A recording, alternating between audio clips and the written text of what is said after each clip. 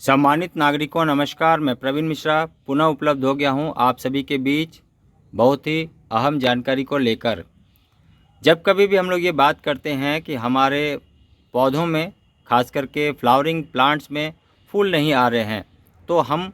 बहुत ही निराश होते हैं, मायूस होते हैं और फिर हमारा मेहनत उस दिशा में बिल्कुल बेकार सा प्रतीत होता है। लेकिन पौधे अपने पोषक तत्व को लेकर काफ़ी सजग रहते हैं और यदि आपने पौधों को समय रहते पोषक तत्व नहीं दिया है तो पौधों में होने वाली विभिन्न प्रक्रिया में बाधा उत्पन्न होता है और ये एक बाधा फ्लावरिंग के लिए भी है।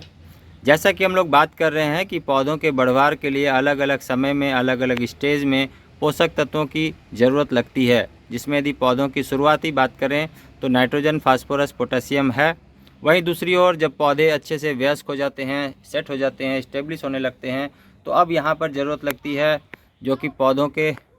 तेज़ गति से चलना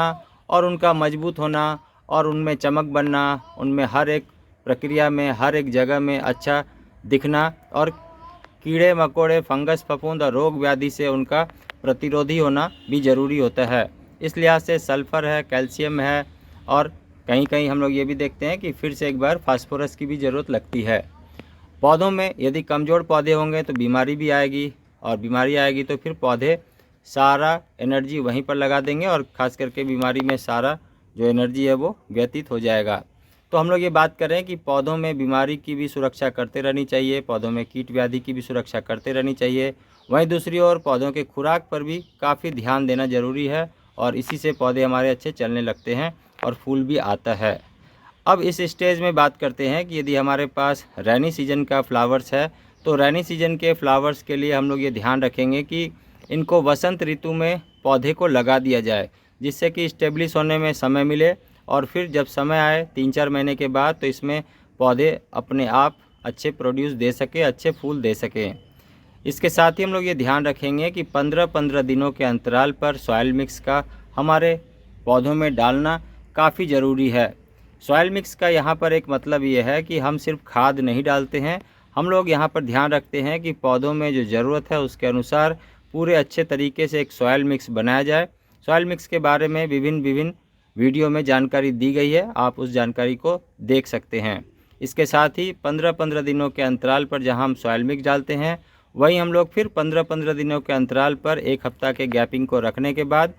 बायो एंजाइम के द्वारा भी पौधों को उत्प्रेरक देते हैं, जिससे कि पौधे अच्छे चल सके और जो कुछ भी पोषक तत्व है वो अपटेक हो सके और पौधों के विभिन्न भाग तक ये पहुंच सके। पौधों के विभिन्न स्टेज में जो पोषक तत्व है ज़रूरी है, उनमें से हम लोग आज बात कर रहे हैं कि पौधों का यदि पोटेशियम अच्छे से मिल रहा है, मैग्नीशियम अच्छे से मिल रहा है, सल्फ़र अच्छे से मिल रहा है, फास्फोरस अच्छे से मिल रहा है तो पौधे बिल्कुल सही और अच्छे ढंग से चलने लगेंगे और हर एक जगह में इस तरह की कलियां दिखनी शुरू हो जाएगी। आप देखेंगे कि हर एक ब्रांच में कलियां लगी हुई है। बहुत सारा ऐसा एक्सपेरिमेंट है जो कि हम लोग करते रहते हैं और उसमें से ये भी एक एक्सपेरिमेंट है कि इन सारी चीज़ों के करने के बावजूद भी यदि आपके फ्लावरिंग प्लांट में फूल नहीं लग रहा है तो अब क्या किया जाना चाहिए। फ्लावरिंग प्लांट में यदि फूल इसके बावजूद भी नहीं लग रहा है तो ये ध्यान रखेंगे कि जैसा मौसम है, जैसा सीज़न है, सीज़न को ध्यान में रखते हुए हम लोग ये बात करते हैं कि यदि रैनी सीजन का फ्लावर का प्लांट है तो आपको ये ध्यान रखना है कि ओवरनाइट ज़्यादा पानी आप अपने पौधों को दें जो रैनी सीजन के प्लांट्स हैं। खास करके यदि हम बात करें कि गुड़हल का, अपराजिता का, मॉर्निंग ग्लोरी और इसी तरीके का कोई भी आपके पास प्लांट है, जैसे कि यदि हम पोटलका की भी बात करें तो ज़्यादा पानी यदि रात में दे देंगे तो मॉर्निंग में आप देखेंगे कि अच्छे फूल आ रहे हैं। और वहीं सदाबहार में भी आप ऐसा कर सकते हैं, ये प्रयोग सदाबहार में भी कर सकते हैं। पोषक तत्वों को अच्छा रखना और इसके बावजूद भी यदि प्लांट में आपके फ्लावर्स नहीं लग रहे हैं तो पानी का मैनेजमेंट अच्छे से कीजिए और पौधों को हवादार जगह में रखिए जहाँ पर पौधों को अच्छे से धूप मिल रहा हो, हवा मिल रहा हो और फिर पौधे अच्छे चल निकलेंगे। इसके साथ ही ये भी बात करना ज़रूरी है कि पौधों में इसके अलावा भी यदि आपको लगता है कि नहीं फूल नहीं आ रहा है तो फूल ना आने का भी और क्या कारण हो सकता है, तो ये ध्यान रखेंगे कि फूल ना आने का जो कारण है वो आपके पोषक तत्वों की कमी है, सॉइल मिक्स बनाने में कहीं ना कहीं कमी है और या फिर पौधा अभी मैच्योर नहीं है जैसे कि यदि हम कोई ऐसा कलम काट कर पौधे को लगा देंगे जो कि बिल्कुल अभी कच्चा है और नया है, तो भी आपके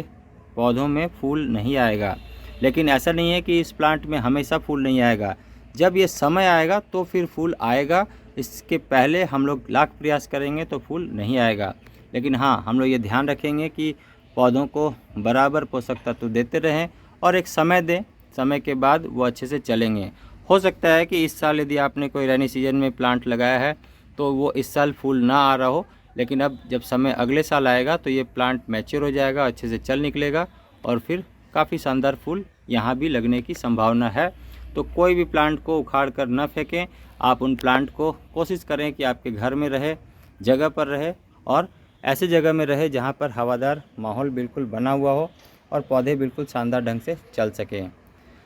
पौधों को लगाना ही सिर्फ काफ़ी नहीं है, पौधों को चलाना भी बहुत ज़रूरी होता है। और पौधों को चलाने के लिए ज़रूरी है कि उनकी ज़रूरत को समझा जाए। ज़रूरत यह है कि सिर्फ पौधों में खाद डालते रहें और एक ही तरह का खाद डालते रहें, गोबर की खाद डालते रहें, तो भी हम बहुत समय में ऐसा देखते हैं कि पोषक तत्व नहीं मिल रहा है। तो इस जगह में एक वैरायटी हम लोग ये डालने का आप लोगों को सलाह देते हैं कि आप चाहें तो मिक्स्ड कंपोस्ट डाल सकते हैं, जिसमें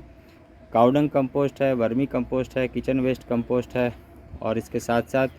जो आपके आसपास में और भी प्लांट रेजिड्यू है उन सभी को मिक्स करके अच्छे से डिकम्पोज करके भी आप खाद बना के अपने पौधों को दे सकते हैं। इसके साथ साथ न सिर्फ खाद बल्कि आप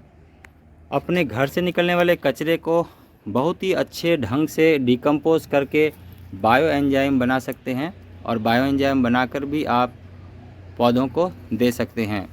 इसके साथ साथ हम लोग और भी आगे बहुत सारी ऐसी बातचीत करेंगे जहां पर हम देखेंगे कि कीटों से सुरक्षा पौधों को किस तरह से करते हैं, उसके बारे में अगली जानकारी दी जाएगी। तो बने रहें, एंजॉय करें और आज के लिए बस इतना ही। आशीर्वाद दें,